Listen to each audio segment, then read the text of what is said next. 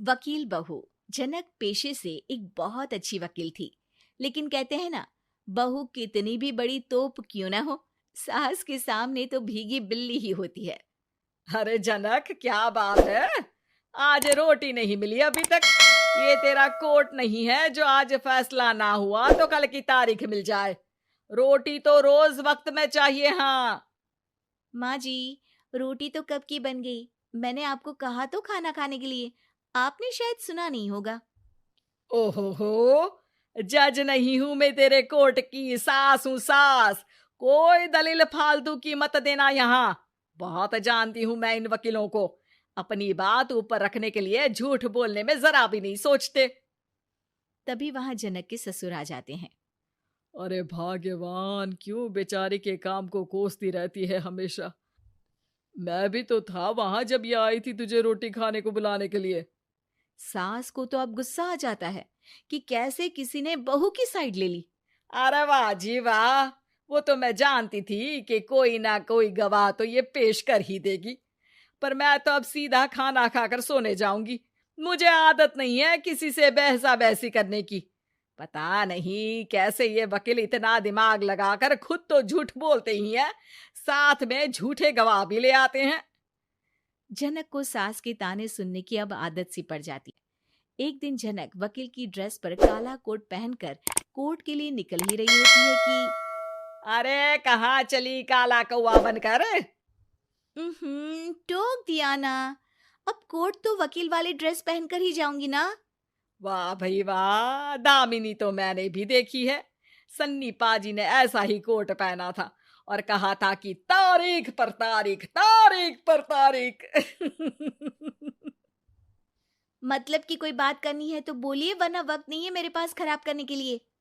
अरे पता नहीं तुझ में क्या देखा मेरे बेटे ने, सारा दिन वकीलों वाली बहस करती है, भोली भाली सास के साथ।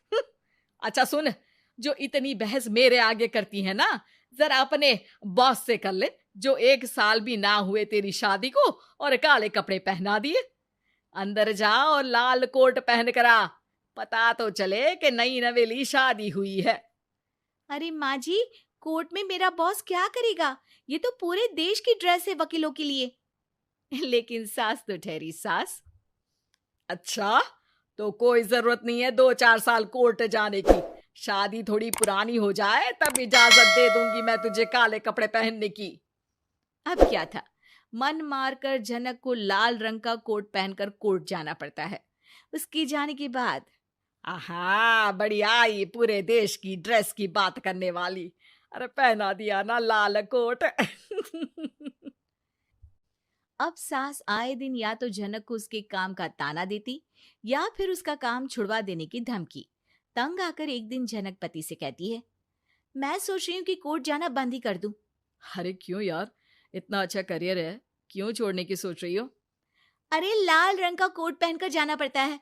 हर बात पर सास ताना देती है कि वकील तेज होते हैं, सवाल जवाब करते हैं, झूठी दलीलें देते हैं। अरे तो ठीक है ना, वो जो कहती है अपनी समझ से कहती है, लेकिन तुमको तो पता है ना कि सच्चाई क्या है। जनक को पति की बात से हौसला मिलता है कि तभी घर पर कुछ लोग आ जाते हैं। अरे आइए पंच साहब, कैसे आना हुआ?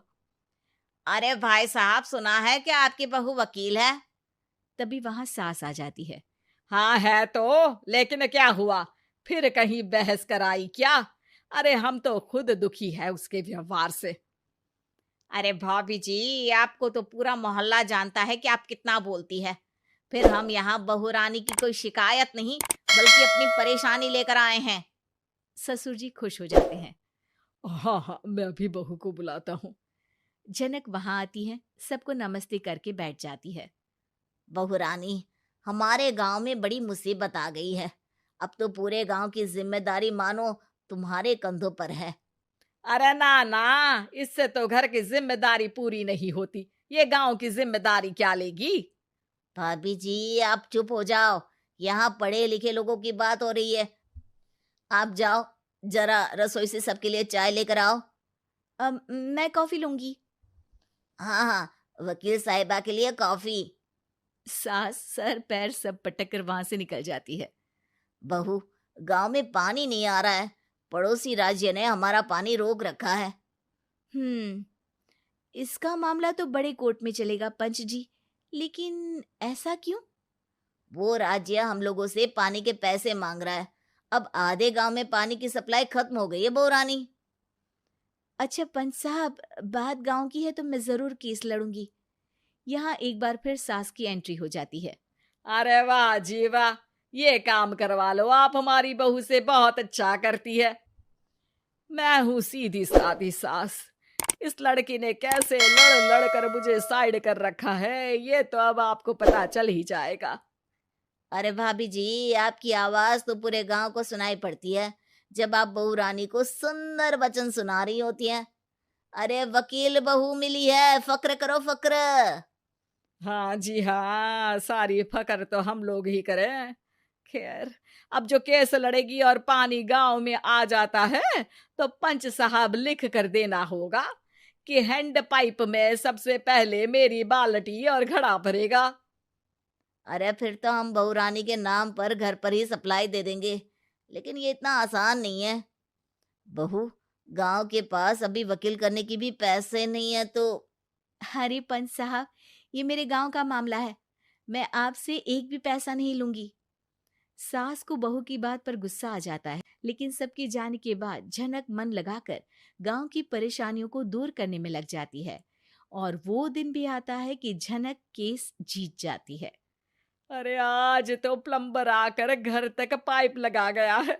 खुश हो जाओ, मेरे कारण तुम लोगों को घर के अंदर ही पानी मिल जाएगा।